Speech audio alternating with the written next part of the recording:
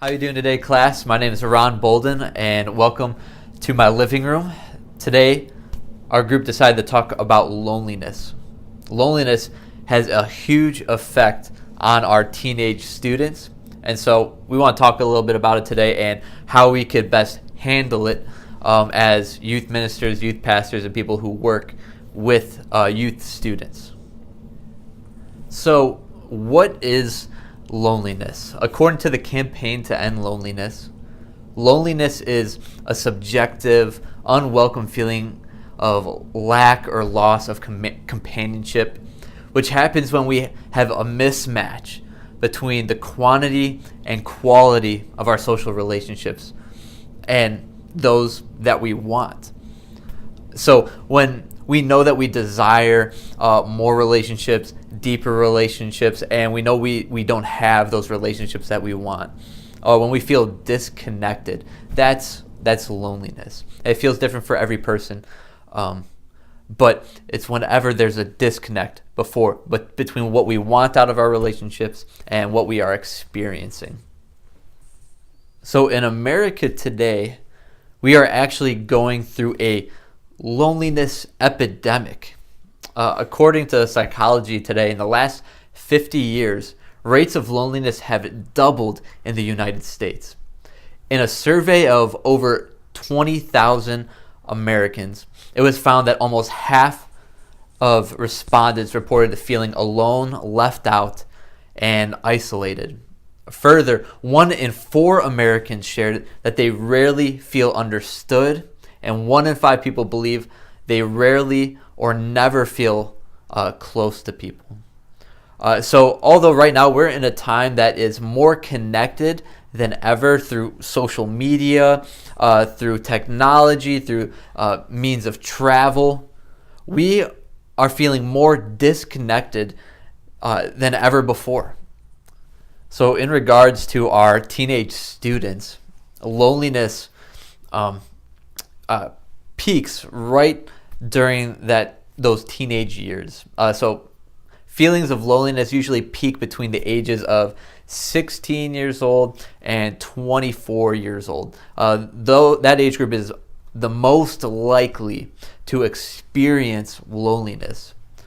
Today, 4 out of 5 adolescents feel a sense of loneliness, and a third of all adolescents feel loneliness in a painful and persistent way. So today I want to talk to you about 3 different effects that loneliness has on our adolescents. Those 3 effects are physical, that loneliness has physical effects on teenagers. The second is emotional and mental effects on our teenage students.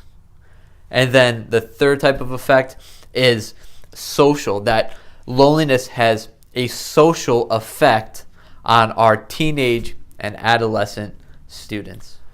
So often when we think about loneliness, we usually think of an emotion, a feeling, but loneliness has a huge effect on our physical well-being.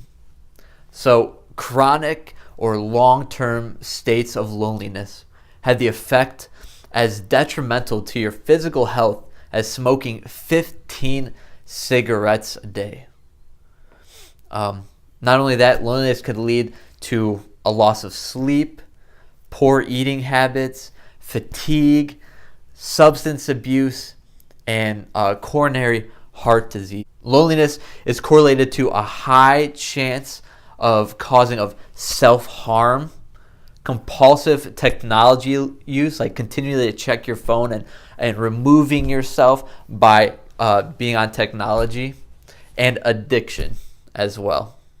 So there are some physical things you could look out for to notice students going through loneliness. If you see them always removed through their phone, if you notice maybe cuts, or you notice they're always tired, those are signs that they're going through the effects of loneliness right now. So the second category of effects of loneliness are mental and emotional effects. So lonely individuals are less likely to have quality sleep. They experience reduced forms of reasoning and creative skills. And they lose productivity at school or at work or in sports. Lonely teenagers are more likely to experience mental health concerns. Loneliness can be related to things like anxiety, depression, and thoughts of suicide. According to Action for Children, loneliness also affects a child's emotions, the way they understand and respond to others, and how well they cope with events which are beyond their control. So if you notice a student who is going through stages of depression, who are always anxious, maybe they are consistently tired, or they become much more or much less productive than usual, there's a possibility they are going through some severe loneliness. So not only does loneliness affect our physical well-being and our mental and emotional state, but it affects how we interact with people, especially at the teenage and adolescent stage. So kids who say they don't have any friends or who admit to being lonely show low levels of well-being, with over half reporting low life satisfaction and low levels of happiness. Teenagers begin to explore romantic relationships. All right. Those who do not experience these type of relationships by the time they get out of high school show increased levels of severe loneliness. Loneliness has led to an increased use of social media. All right. Half of all 11 to 16-year-olds find it easier to be themselves online than face to face. For some, online use has increased the feelings of loneliness. So though they feel dependent to be themselves on social media, the more and more time spent on social media, it actually correlates to higher levels of feelings of loneliness.